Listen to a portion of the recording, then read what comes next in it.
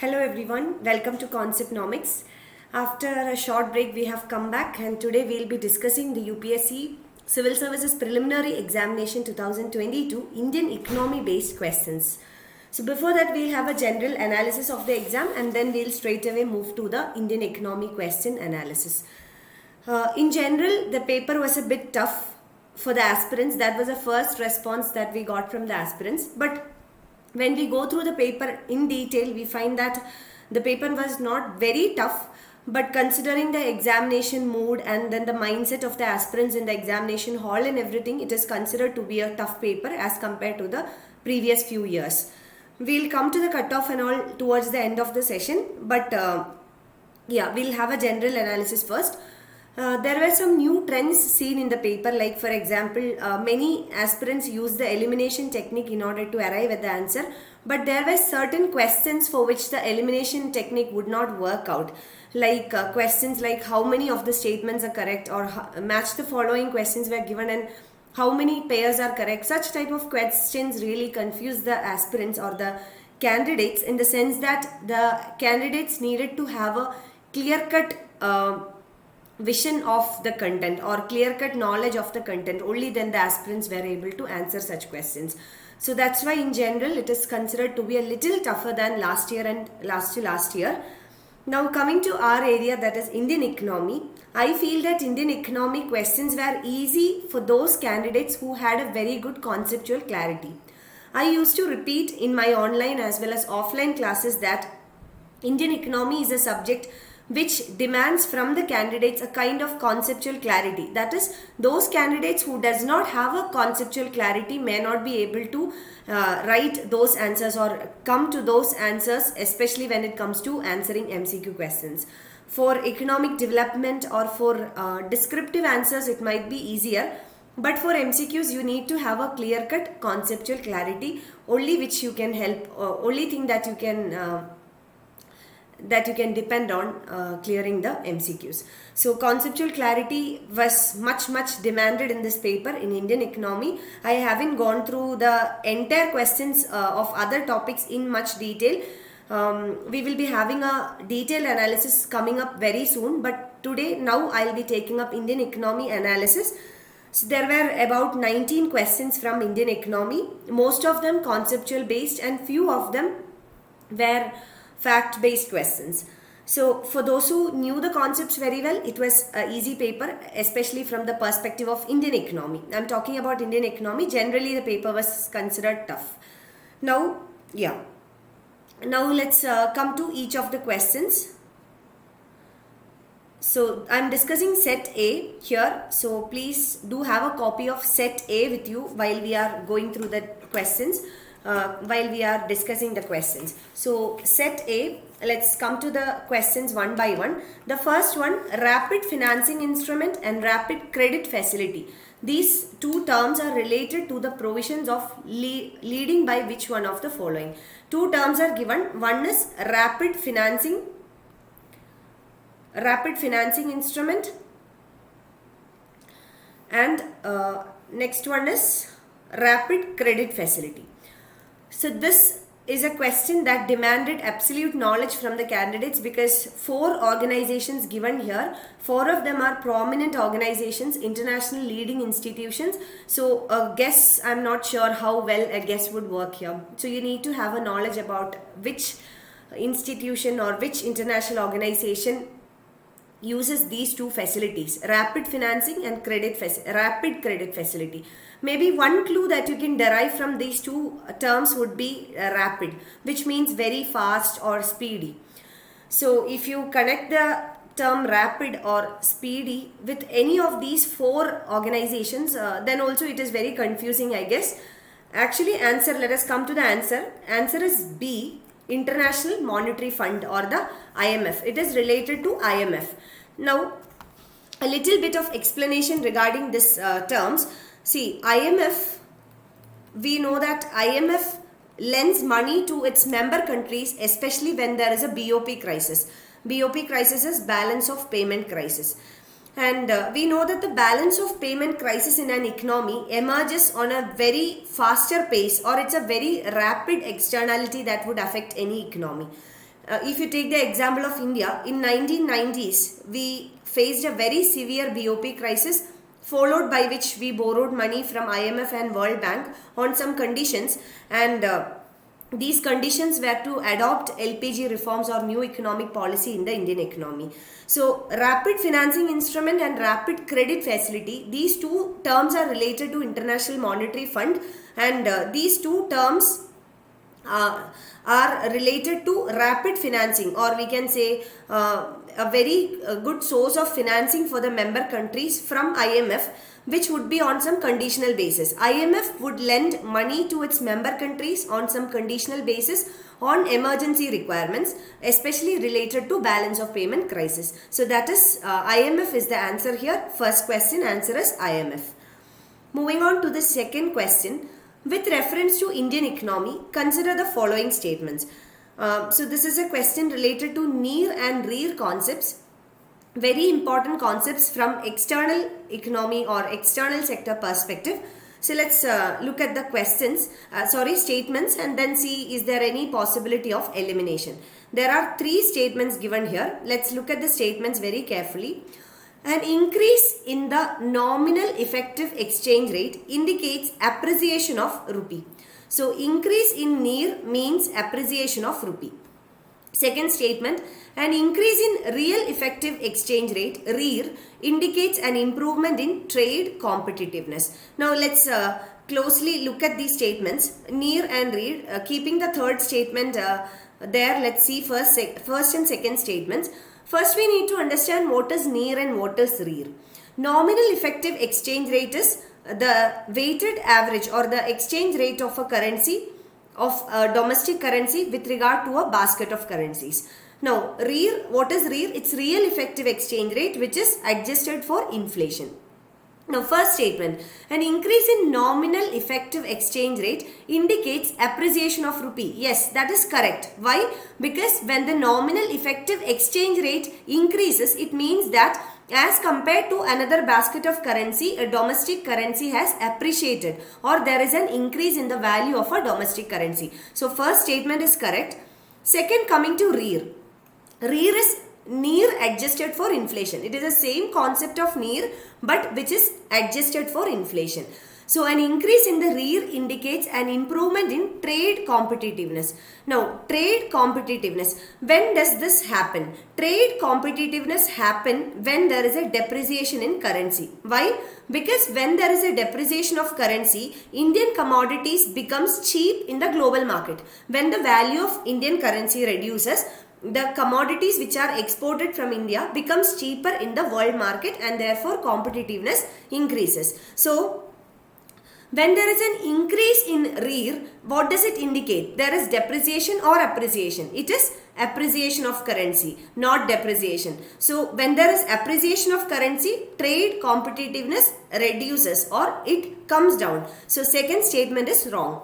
Now we know that the second statement is wrong. So you can eliminate options A you can eliminate, B you can eliminate, and D also you can eliminate. Even though you do not know third statement, you can get the answer if you know the concepts of NIR and REER.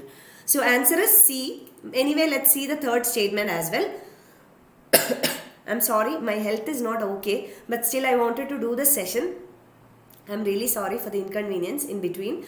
So third statement, an increasing trend in domestic inflation relative to inflation in other countries is likely to cause an increasing divergence between NIR and REER. Yes. Why? An increasing trend in domestic inflation. That is the prices in India, or domestic inflation means domestic countries' prices of commodities.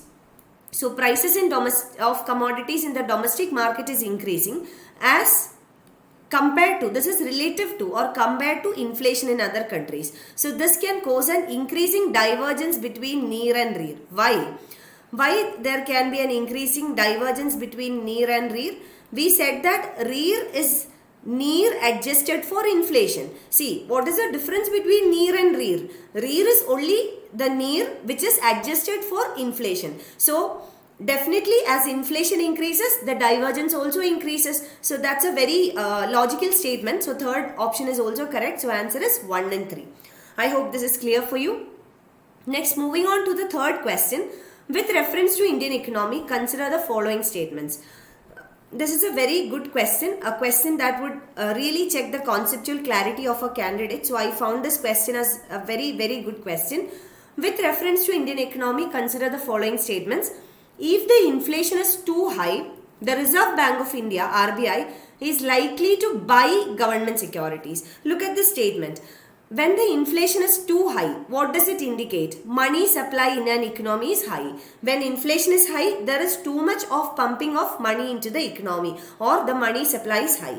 So, when money supply is high, what would RBI do? RBI is the monetary authority. So, RBI wants to cut down the money supply or reduce the money supply.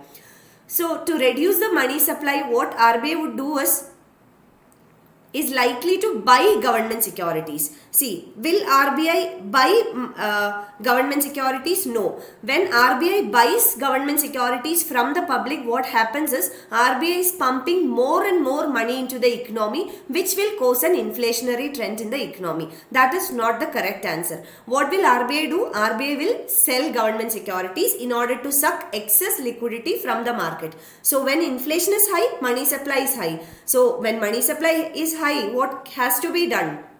Money supply has to be brought down, and for that RBI will sell government securities to the public so that the excess money with the public can be sucked out from the economy or from circulation. So that's why this is a wrong option. If you know the concept, it is a very, very easy statement. So if you eliminate the first statement, you get the answer. That's why I said I found the economic questions to be very easy if you have a conceptual clarity. So, you know that the first statement is wrong. Already you have got the answer. Answer is option B. Alright. Sorry. Anyway, let's look into the second and the third options as well. If rupee is rapidly depreciating, that is, there is a decrease in the value of rupee, rapid decrease, a speedy decrease in the value of rupee, RBI is likely to sell dollars in the market. Yes, RBI is likely to sell dollars. Why? Because value of one currency is dependent on the value of the foreign currency as well. So, value of rupee is decreasing here.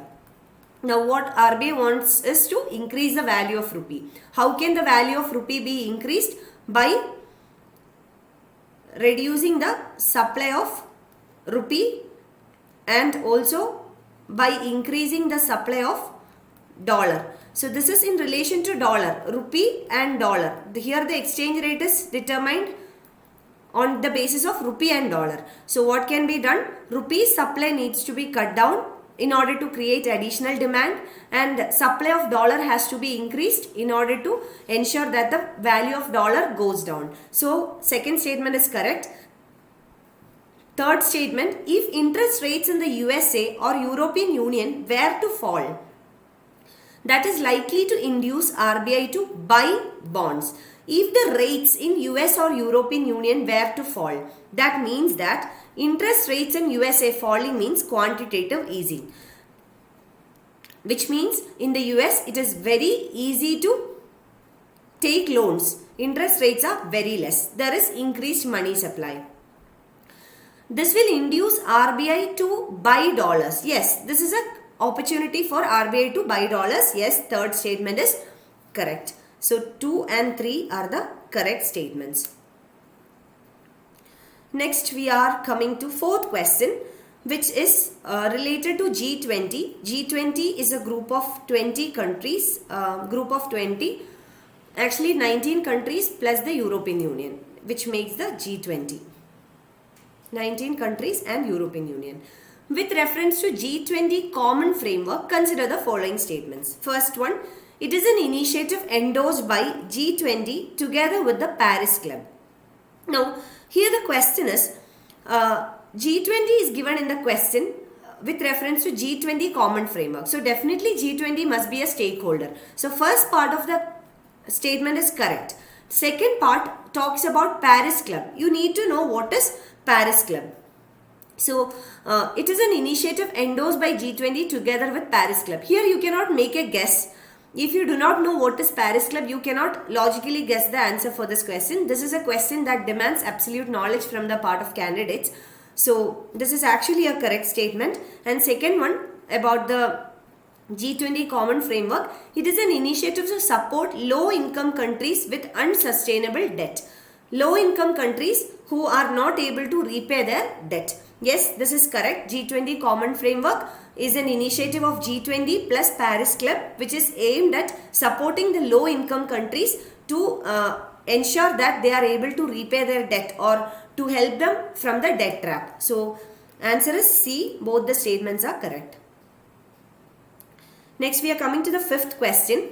With reference to Indian economy, what are the advantages of inflation indexed bonds? First, let us see what are inflation indexed bonds. Now, we know that bonds are financial instruments which are secured financial instruments actually.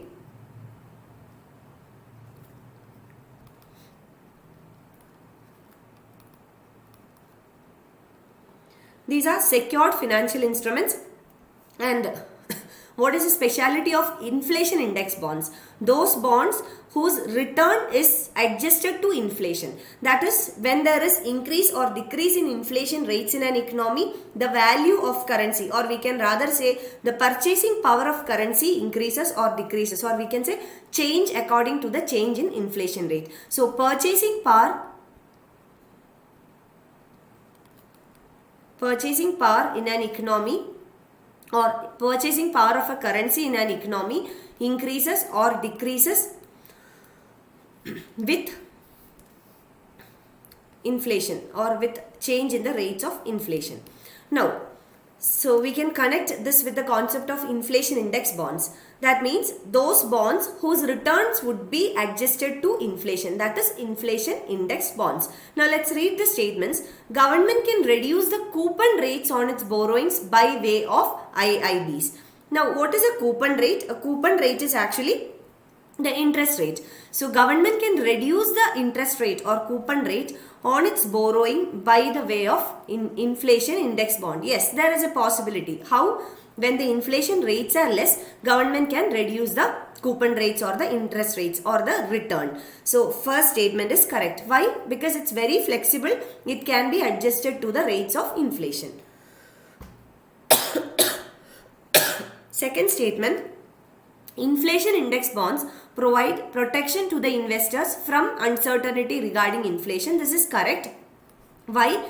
The very purpose of inflation index bonds is to give the investors a protection or a certainty in their return regarding inflation, or their returns would be adjusted to inflation. So that is the very purpose and objective of inflation index bonds. So that is also a correct statement. Now coming to the third statement, the interest received as well as the capital gains on IIBs are not taxable. So this is where you need to have a knowledge. See, you know the first statement and the second statement, but you cannot answer this question. There is an option called 1, 2, 3 also. So you need to know whether third statement is correct or not. But here you can make a very logical guess. How? Because bonds are some kind of investment, right? So for any investment that you make, you have to pay taxes, and there are only very few investments that have a nature of zero tax or where taxes are exempted. So why there would be an exemption? If logically thinking, why there should be an exemption for returns on inflation index bonds? So with that logic, again you can actually mark this statement as wrong. In interest received as well as the receipts as well as the capital gains on inflation index bonds are not taxable. They are taxable. So the third statement is wrong. So answer is A. That's the fifth question. Next we are coming to the sixth question. With reference to foreign-owned e-commerce firms operating in India, which of the following statements are correct? So e-commerce is something that is very much familiar for all of you. You must have at least used e-commerce platforms at least once in your life. Flipkart, Amazon, all these, Mindra, all these are e-commerce platforms. So this question is very specific to foreign-owned e-commerce firms. That is, those e-commerce firms which are owned by foreign companies but which are operating in India. They can sell their own goods in addition to offering their platform as marketplaces. Now, here you need to understand, two types of e-commerce platforms. One is inventory model, inventory, and another one is marketplace. What is inventory model? Inventory model is where an e-commerce company sells their own products on the e-commerce platform. Let us take for example Flipkart. This is an e-commerce platform.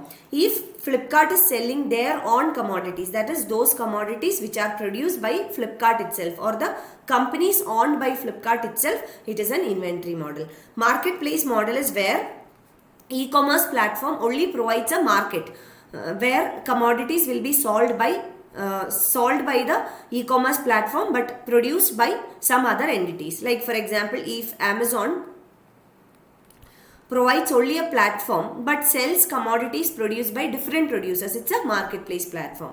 So that is the difference between inventory and marketplace. You need to have a conceptual clarity regarding what is inventory model and marketplace model of e-commerce. Now coming to the question, first statement, they can sell their own goods in addition to offering their platform as marketplaces. You can make a logical guess here. They can sell their own goods, those produced by themselves. Second is, they can also offer their platform as marketplace where they can allow some other entities to sell the products. Yes, it is possible. It is a hybrid model. So this is possible. Yes. So this is correct. Second one, the degree to which they can earn big sellers on their platforms is limited. Yes. Actually, the e-commerce guidelines provides the degree or the limit as 20%. So it is maximum. 20% is the maximum maximum degree to which they can earn big sellers on their platforms. So answer is 1 and 2. Now moving on to the 7th question. Which of the following activities constitute real sector in an economy? Now here a conceptual clarity is needed with regard to what is a real sector.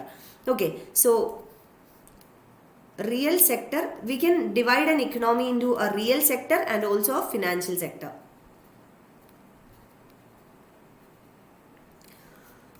What is the concept of real sector? Real sector means the sectors of an economy where actual production takes place. That is real sector. And what is financial sector? Financial sector is called the nominal sector. Real sector is where actual production takes place and nominal sector is the financial sector. Now it's very easy for you to identify which are the sectors where production takes place and which are the sectors where financial services or financial activities take place. Consider the options. Farmers harvesting their crops. See, harvesting their crops, that is a production.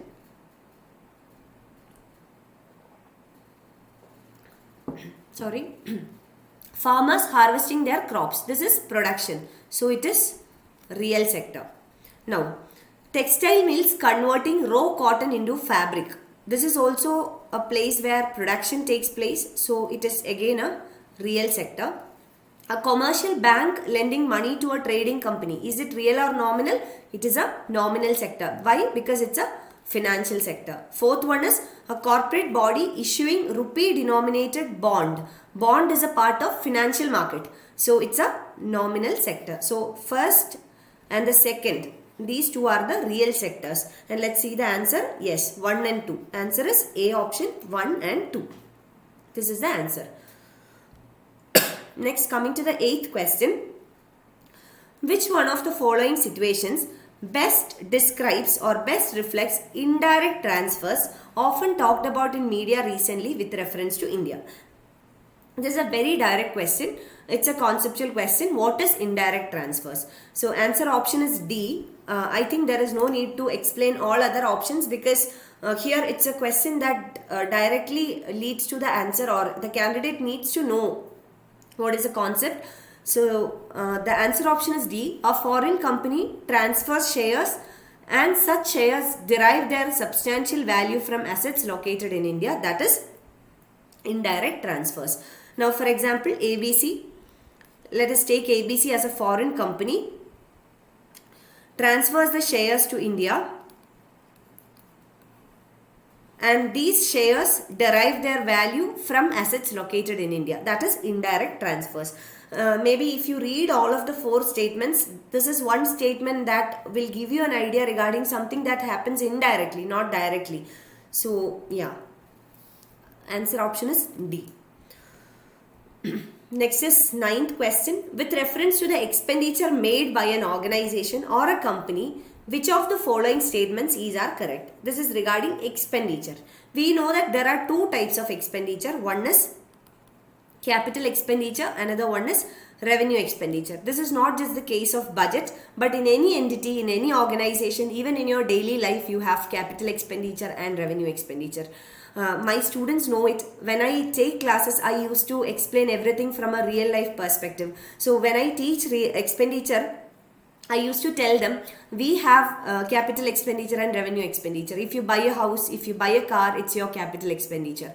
But if you have fees to be paid, if you have travel expenses, rent to be paid, which are day-to-day expenditure, which accounts for revenue expenditure. Same way, any person, any organization, any entity, or even the government of a country incurs both capital and revenue expenditure as well. So let's see which are the correct statements. First one, acquiring new technology, it's a capital expenditure. Yes, technology acquisition is a capital expenditure. Why? Because this is an investment. Investment in technology. So acquiring new technology means you are investing in a new technology. So it's a capital investment. Second statement, debt financing is considered as a capital expenditure, while equity financing is considered as a revenue expenditure. See, basically here debt financing means borrowings. Debt financing refers to borrowings. Debt financing is it a capital expenditure or a revenue expenditure? Actually, borrowings are capital receipts, and when you repay them, borrowings are actually a capital receipt. In the budget, we have learned that it comes under capital receipts. Now, repayment of borrowings. When you repay this borrowings, it is capital expenditure. Okay. Next, coming to equity financing. Equity financing means what? You are selling off the shares of your company, or you are selling off the shares of your organization. So this is sale of shares. When you sell the shares, we call it as disinvestment. When government does it, it is called disinvestment. And disinvestment is considered as a capital revenue. Disinvestment is a capital revenue. It's not borrowing. Why? Because it need not be repaid. Equity financing need not be repaid. You are selling off the shares. It's not a borrowing. So it's a capital revenue actually. So this is wrong. Second statement is wrong. So answer would be 1 only. Here answer is 1 only. Next we are coming to question number 10. With reference to Indian economy, consider the following statements. A share of the household financial savings goes towards government borrowings. You have to read this statement very carefully.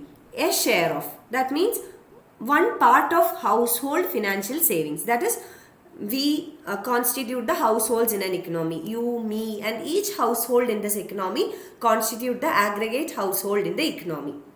So, question is about whether a part of our savings, does it go towards government borrowings? So here we need to know what are the different types of government borrowings. It can be dated securities, treasury bills. Now, even the provident fund can be a part of government borrowings. So, is the statement correct? Yes, of course, a part of household savings goes towards government borrowings. When you get your salary, your PF is deducted. It's a kind of government borrowing. So, yes, first statement is correct. Second one, dated securities. That is government securities with a fixed maturity period. Issued at market related rates in auctions form a large component of internal debt. Yes, that is correct. Now we need to know what is internal debt and external debt. What is internal debt? Internal debt is borrowings of the government within the economy. That is internal debt. What is external debt? From outside the economy. That is external debt. So dated securities. What are dated securities? Dated securities are government securities with a fixed maturity period. Government security with fixed maturity period. So dated securities issued at market related rates, that is the interest rates which are in par with the market interest rates, or the coupon rates which are in par with the market rates. They become a large component. Here it doesn't say that it's a largest component but a large component. Yes, it is correct. So second statement is correct. So answer is C, both 1 and 2. Next we have questions from other areas. From the 11th question onwards, it's from other topics. Next we are quickly moving on to 61st question. Question number 61. Again, it's a very good question. As an economy teacher, I feel this question as a very good question. It's a conceptual question. And I have repeated it many times in the class that without a conceptual clarity, it won't be easy for any aspirant to crack economy related questions in prelims. And UPSC has proved it. So let's see the 61st question. Tight monetary policy of US Federal Reserve could lead to capital flight. Now, US Federal Reserve is the central bank of US economy. And tight monetary policy is called as Fed tapering. In the class, we have discussed about Fed tapering and quantitative easing. Quantitative easing is liberal monetary policy and tight monetary policy is called Fed tapering. Now, under Fed tapering, what happens? It's a tight monetary policy, which means that the US Federal Reserve wants to reduce the money supply. So, to reduce the money supply, what would the US Federal Reserve do? They would increase the interest rate. Increase the interest rates, which means that in US economy the interest rates are very high, which means borrowings are very difficult in US economy, whereas investments have attractive interest rates, or we can say savings or investments have attractive interest rates. Will this lead to capital flight from Indian economy? Yes. Why? Those investors from USA who have invested in India will take back their capital. Why? Now in the US there is attractive interest rates. US economy is giving attractive interest rates, so they think that it is more attractive in US than in India. So there are probabilities that they can take back their capital from Indian market. Also, the Indian investors will feel that the US economy has become attractive, especially from the emerging economies. So investors from emerging economies have a tendency to invest in US market. Apart from that, the US investors who have invested in India can also take their capital back to US economy. So tightening of monetary policy in US or Fed tapering can lead to increased interest rates in US, which makes investments attractive in US and therefore leads to capital flight. This is correct. Next is, capital flight may increase the interest cost of firms with existing external commercial borrowings. Here, the question has made it clear that it is just a probability, may. Now, let's see what are external commercial borrowings. External commercial borrowings are the borrowings of the corporates in an economy from a foreign market.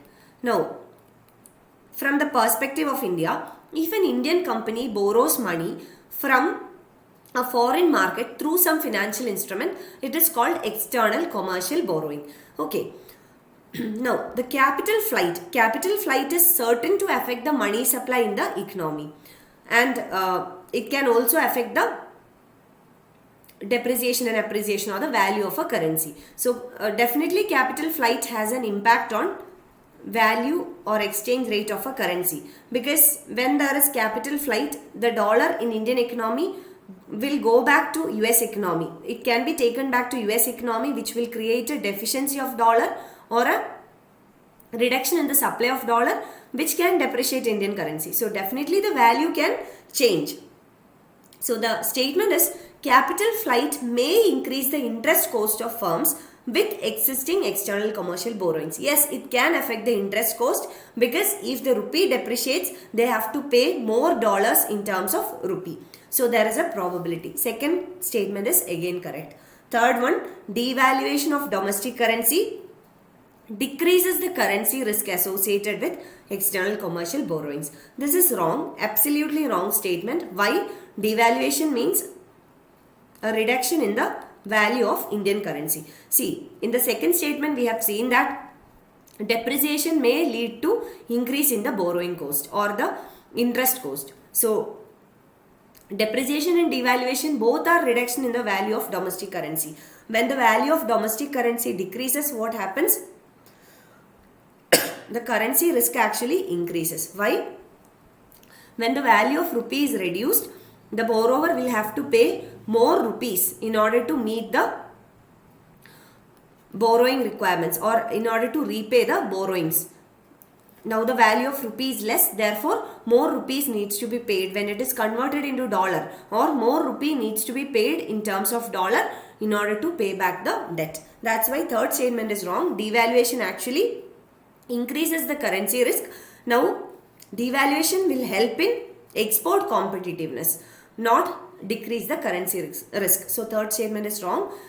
So at least if you know the third statement is wrong, you can easily eliminate these three options and you can get the answer A. Even if you do not know either one or two, if you know that the third one is wrong, you can get the answer. Answer is 1 and 2. And third statement is a very logical statement, a very conceptual statement. If you know the concept, you would have got the answer for the statement.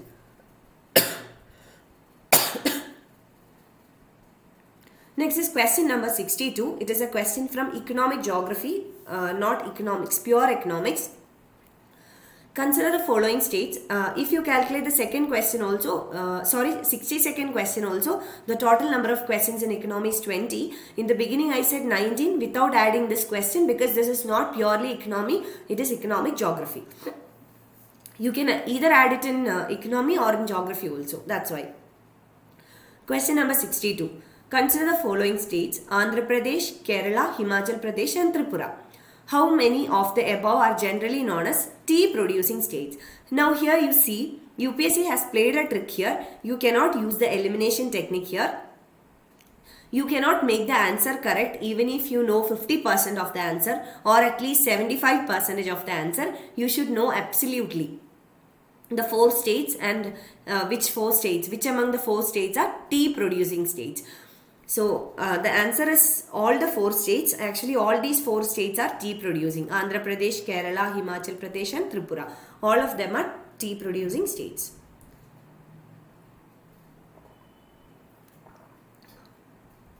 Next is question number 63. Let's see the question. Consider the following statements. In India, credit rating agencies are regulated by RBI.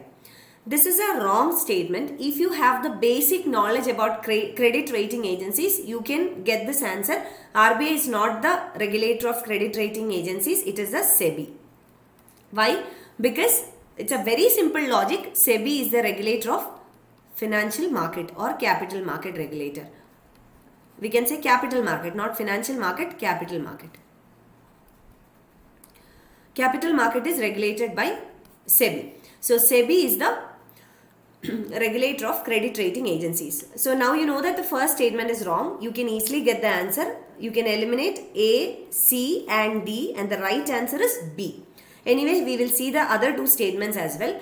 The rating agency popularly known as the ICRA is a public limited company. This is correct. You need to know whether it is a public limited company or not, which requires a deeper understanding of credit rating agencies. And third statement also, Brickwork Ratings is an Indian credit rating agency. Probably aspirants do not know the statement.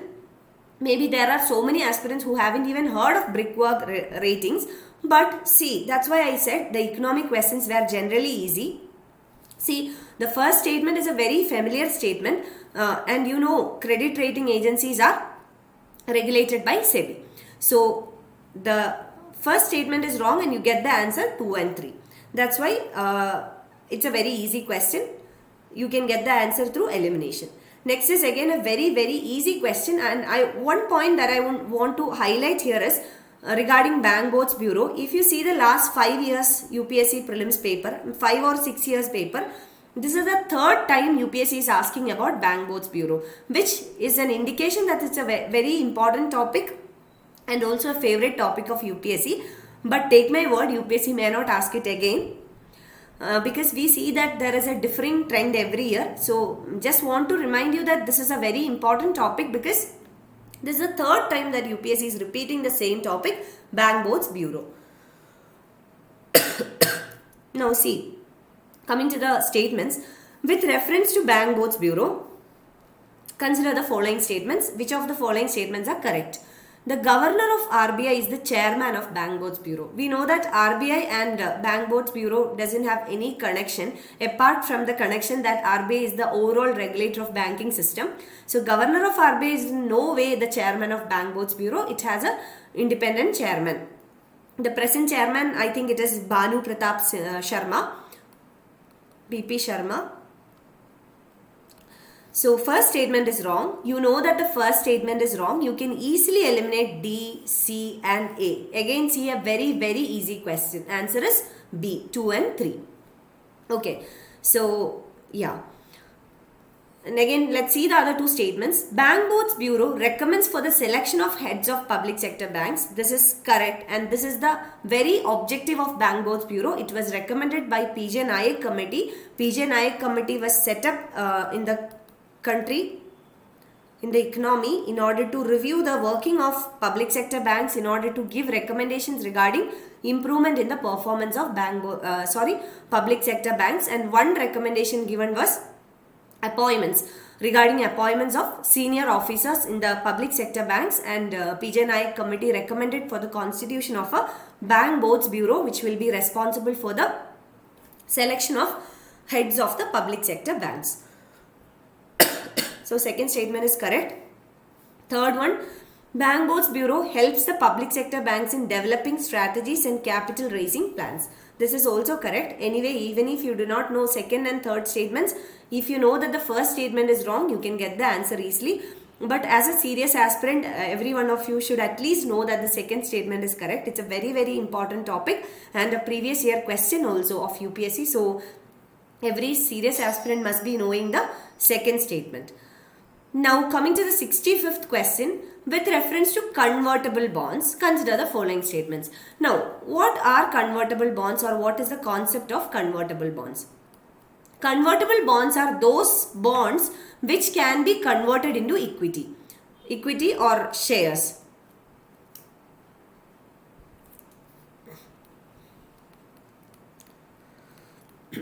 Convertible bonds are bonds, they are financial instruments, or they are debt instruments. They are secured debt instruments.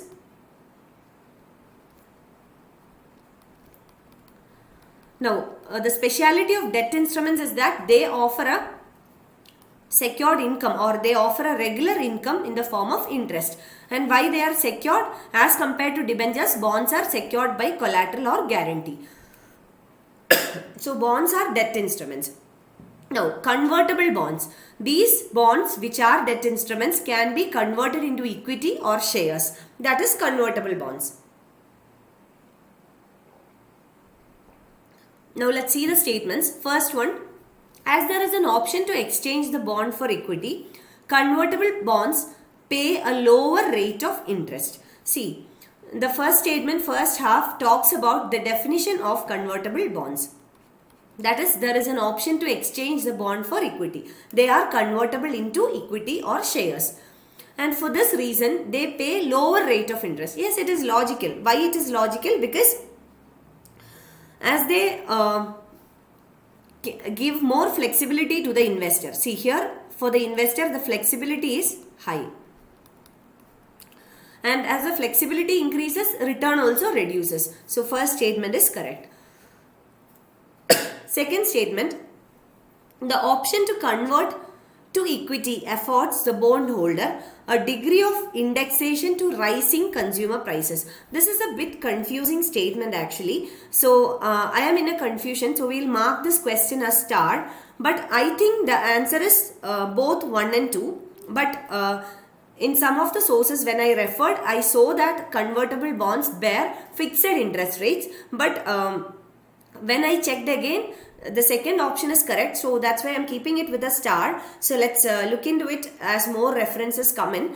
Anyway, we'll see the second statement. Here the second statement is like the option to convert to equity. That is, when an investor converts these bonds into equity or shares, the investor will have to afford a degree of indexation to rising consumer prices. That is, it is adjusted for inflation when it is converted into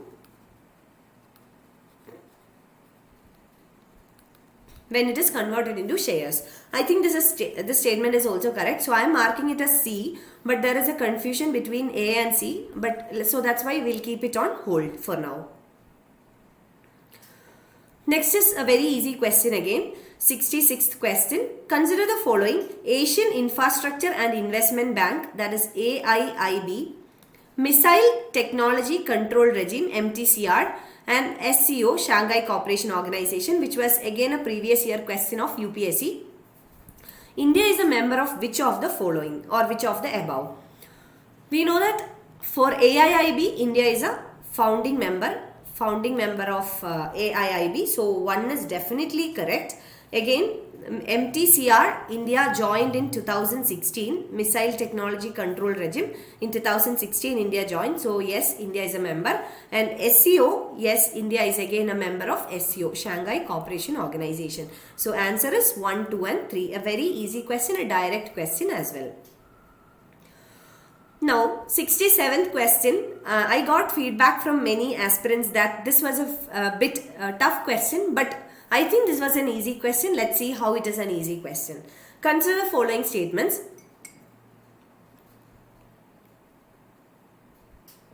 Vietnam has been one of the fastest growing economies in the world in the recent years. Fastest growing economies in the recent years. So this demands a kind of trend analysis or some kind of data regarding Vietnam's economy and the growth rate of Vietnam's economy. So assuming that at least some of the candidates do not know the statement. So let's keep this first statement on hold. Now, second statement. Vietnam is led by a multi-party political system. Now, this is a kind of polity-based question. So maybe you know it or you do not know it. But actually the answer is it is not a multi-party political system. It is a single-party political system which is led by the communist government. Okay, so this is correct. So maybe there are aspirants who do not know even the second one. Let's keep it on hold again. It's okay. Third statement. Vietnam's economic growth is linked to its integration with global supply chains and focus on exports. Exports and global supply chains. We know that Vietnam's economy, it is linked with global supply chain and exports. Why? Because there is an availability of cheap labor in Vietnam, and also Vietnam provides an economy or a market for integration with the global value chain. So third statement is correct again. Again, coming to the fourth one, you will see that third and the fourth statement, they are a continuous statement, or they are fourth one is a continuation of the third one. For a long time, Vietnam's low labor cost and stable exchange rates have attracted global manufacturers. See, third and the fourth statements will go together. Right? They go together. So, if 3 is correct, yes, 4 should be logically correct. So, we have marked 3 as correct. So, 4 should be correct. Okay. Fifth one, Vietnam has the most productive e-service sector in Indo-Pacific region. See, consider 3, 4 and 5 together. You will see that 3 and the third and the fourth statements goes together. What about the fifth one? It is exactly the contrary to the third and the fourth statements. Why? Third and the fourth statements talks about Vietnam's manufacturing economy. Come to the fifth statement, it talks about service sector. If Vietnam is known for its manufacturing sector, will that be also equally known for its service sector? No, there is very distinct possibility. So 3, 4 and 5 will not go together for sure. So if 3 and 4 is correct, 5 should be wrong, and if 5 is correct, 3 and 4 should be wrong. So which one would be more logical from the statements. We know 3, 4 and 5 won't go together. So see here, where 3, 4 and 5 comes together, it won't go. And 3 and 4 should go together. See, this statement should be absolutely wrong because 3 and 5 goes together here, so it is wrong. Again, we know that the second statement is wrong. Vietnam is led by multi-party political system. No, it's led by a single party political system, communist government. We know second statement is wrong. So we can eliminate A and D as well. So we will get answer option C as correct. So even if you do not know the trend of economic growth in Vietnam, that is the first statement, you can get the answer. Answer is 1, 3 and 4. That is the 65th answer. Question's answer. Coming to the next one. In India, which of the following is responsible for maintaining price stability by controlling inflation? Price stability is when the prices are in control. That is when the inflation rates are moderate. Now, which of the following is responsible? Department of Consumer Affairs, Expenditure Management Commission, Financial Stability and Development Council, RBI. It's a very direct question. It's a very easy question, RBI. Why? Because Monetary Policy Committee is responsible for two things. One is price stability by controlling inflation and ensuring economic growth. And how does Monetary Policy Committee takes this or achieves these objectives? By determining the benchmark interest rates through the monetary policy. So in India, the monetary policy is the responsibility of RBI, and we have a specialized body from 2015, which is MPC, Monetary Policy Committee, which has 3 members from RBI and 3 members nominated by the central government. The chairman of the committee is the RBI governor of RBI. And this Monetary Policy Committee is responsible for making monetary policies for the economy. And 2 objectives of monetary policy. One is controlling inflation by stabilizing the prices, and second one is to ensure economic growth. Both this can be done by regulating the money supply. And how can money supply be regulated? By regulating the benchmark interest rates or the repo rate. So this is a conceptual question, but even if you are not that thorough with the concepts also, you can get the answer RBI, because at least if a serious aspirant must be knowing about MPC, Monetary Policy Committee. So it's a direct question. RBI is the answer. Next is again a direct question, and which demands conceptual clarity. With reference to non-fungible tokens, NFTs, consider the following statements. They enable the digital representation of physical assets. Now, if you know what is the definition of NFT itself, you will get the answer. Actually, what are NFT? NFTs are actually digital representation of physical assets. Whatever physical assets you have, you can digitally represent it. Whatever it is, whatever be the physical asset you have, whether it be an artistic work done by you, whether it be a painting or drawing or any asset, you can represent it digitally. That is NFT. They are unique cryptographic tokens that exist on a blockchain. This is a feature of NFT. Yes, this is correct. And there is no logical guessing here because this is a direct question. They can be traded or exchanged at equivalency and therefore can be used as a medium of commercial transactions. This is also correct. Answer is 1, 2 and 3. Coming to the 71st and the final question from Indian economy in this examination. This is again a very easy question, and I'll come to it. In India, which one of the following compiles information on industrial disputes, industrial closures, retrenchments and layoffs in factories employing workers? You know, it's something related to industries, it's something related to labor, it's something related to employee-employer relationship. So, which would be that agency? CSO, Central Statistics Office, is not a specialized agency, it's a general one. DPIIT is a recently formed organization. So, it's not related to industrial disputes and all. Labor Bureau, yes, Labor Bureau is the answer. And if you remember, in 2015 also, UPSC asked a question regarding Labor Bureau, which marks the point that Labor Bureau is an important area for UPSC. So answer is Labor Bureau. Labor Bureau publishes all these data. Now, having discussed these questions from Indian economy, I think now you would be thinking Indian economic questions are easy if you had a conceptual clarity. And that's why I am repeating again, the questions from Indian economy were not really tough. It was easy for any aspirant who was good in concepts or who had a very good conceptual clarity. Now, I understand the mindset of an aspirant, the mood of an aspirant, and the tension you are going through in the examination hall.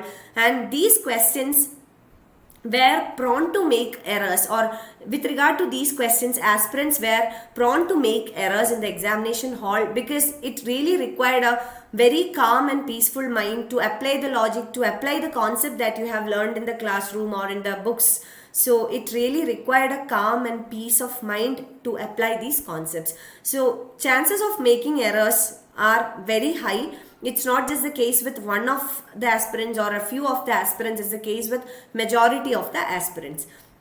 And I think that the paper was in general a bit tougher than the last year and last to last year. And also this year the vacancies are very high as compared to the previous years. So cutoff, what I think from whatever knowledge I have got and whatever research I have done in this very short period of time is that cutoff should be 85 plus or minus 2. But as I said, this is my assumption with the very less research and data that I have collected in this very few hours after the exam. So we'll be definitely updating on my channel. So yeah, I'll also do a general analysis of the paper, detailed general analysis, and the other questions discussion as well. This is just Indian economy, which is my subject, which I thought would be the first one that I should deliver. So that's it. I wish you all the very best for all those who have given the exams. I think you should keep calm for at least 2-3 days and get the mood of the aspirants, and yes, we have to wait for 2-3 days. So wishing you all the very best, and this video is not just meant for those aspirants who have given the papers this year, but also for those who are preparing or anybody who is interested in UPSC. So that's it. I think it's time to wind up, but definitely we'll meet again in another video very soon. Thank you so much and good night everyone.